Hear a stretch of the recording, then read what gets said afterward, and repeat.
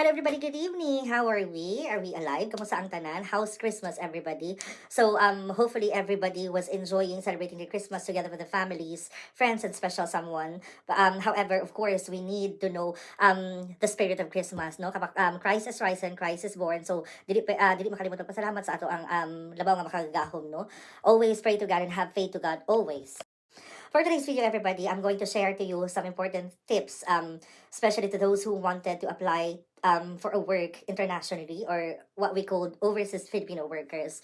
Di na kayo dito sa England, but in some parts of the countries, no? So I've been an OFW or overseas Filipino worker since 2015 up until now, everybody. I've been to different countries.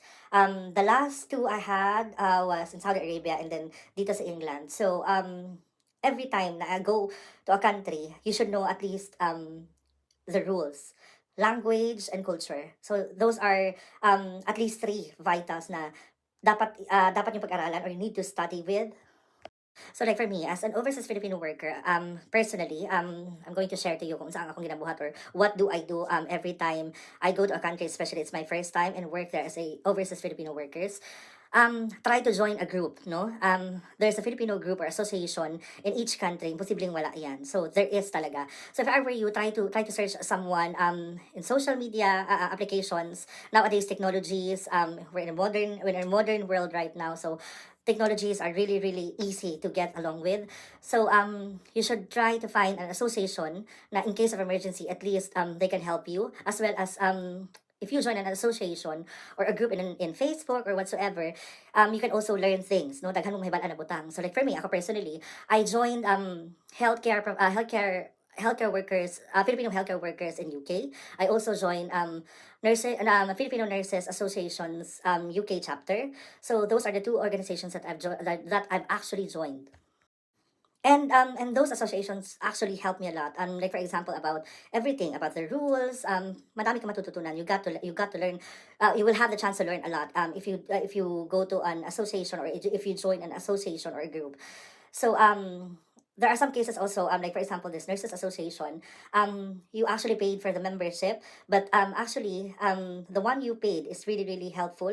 Like for example, if you have a problem with your employer, if you have a problem with your colleague or whatsoever, they can help you legally. Like for example, kasi dito kasi seeing a attorney or Solicitor General, that is what we call here in UK, sorry. So seeing a Solicitor General is really expensive here in UK. However, if you join an association like Philippine Nurses Association of UK chapter, healthcare workers association, they will help you freely to go to a Solicitor General, and that's free.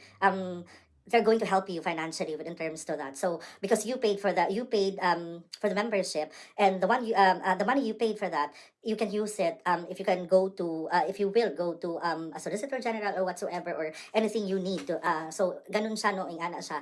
There is a UK na group na ako ang giapilan. And there are free all na mga free also. There are also free na, like for example, Citizens Advice. This is actually free. You can call you can find Citizens Advice contact number through Google. So nowadays internet is really really helpful talaga. So yeah, apart from that, joining into a group, of course, their language. You need also to learn about their language. Okay. Like in our cases, like we in the Philippines, we are using US English. However, there is sa England, we are using British English. When I went to Saudi before, I need to learn Arabic in a span of 3 months because I was actually assigned in a rural area which is Bukid na Jugay to siya. And kabalo ka kanang paabot pa rin ako dito. So kanang do kabalo ko nga bawal na mag-stress kay mag-shorts kay as I've said kanang gina-research kay nako kung sa ang country nga ako ang sudlan, the culture, the language, and of course the law. So dili siya bawal mag-short. However, pag nag-short man ka dito, especially if you're Filipino or basta if nag-short ka dito, dili na ako ginatanan pero sa ako ang this is actually based on my experience. Kanang daghang kisa kay na nagtaal kanang taal ali diri sakay diri ana gani. So kanang if you know what I mean dito sa Saudi Arabia. So, kanang, especially, nagdisodjog ko in terms of connecting or communicating to them sa ilang language. Bago pa lang ko dito, dili kay sila kakuan sa English jud. But karon lahi naman nakalibutan ko karon mo nang daghan kaayog kabalo mag-English sa Saudi Arabia karon no. They're actually really really professional and good in communicating also. So, mo to na-urge ko to learn Arabic. So, in a span of 3 months, I know how to speak and I know how to write Arabic. Dili siya ingon nga, speak, kanang sa communication I can, pero dili jud na ingon totally kanang grabing hawd ng Arabic. I can write basic Arabic. I can write basic Arabic. I can read basic Arabic as well. So dili jud siya ingon kakuan. So yeah, mo to nahitabo sa ako. So, dapat kabalo jud tayong ana no sa kanang mga rules and regulations, especially with the law. Kay in terms if you are in a country na mangmang ka and you don't know anything about kung unsa ang imong gisudlan sa isa ka country, ikaw ang luoy. At the end of the day, ikaw ang mahimong helpless, no? So, you should know everything, no? Every time you go to a country. So, muna ang sa mga tips na gusto na may balaan sa ato ang mga aspiring first timers sa gusto mag-apply abroad. And of course, dapat i-ready jud mo imong utok physically, mentally, and spiritually. Kay especially pag ikaw mag-abroad ka nga ikaw lang isa, kanang wala na makatabang sa imuha. Like for example, magkasakit ka or whatsoever, kanang imuha ra jud ka og galingon. So, kanang need jud nimo maging ready in any ways, no? Like diri sa England before ang Saudi before naa sila winter pero dito ko naa sa Jeddah, to which I haven't experienced winter kay ang season nga ako nakuha dito is marag isa lang kanang summer the whole year, tapos magulan siya during December nya kuan lang isa one day lang, di siya ingon nga whole day, marag 2 to 3 hours ang ulan, then after that wala na, then another year na po nga puro ulan siya.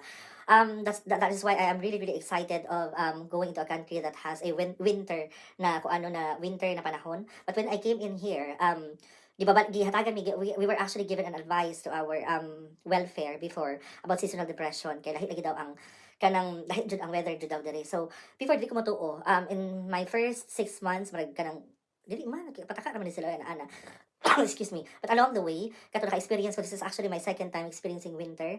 Seasonal depression, especially during winter, is really, really true. Tinuod yun na siya. So, you need to be very, very, you need to be ready in everything. Especially sa weather, mentally, spiritually, ana. And applying abroad, dapat, imuha dyan on 100 times. Kay, dili na siya ingon nga kanang pag once, kapoy na ka, mayroon kag, muli na ako, kay kapoy na, no. Dili siya anak ka sayon. So, kato lang, no, that is actually, few tips or advice ako tong mga aspiring na gusto mag-abroad or magtrabaho sa abroad as an overseas Filipino workers. Above all, please seek guidance to God sa inyong application. So, kato lang, amping ug ampo everybody. God bless us always. Bye!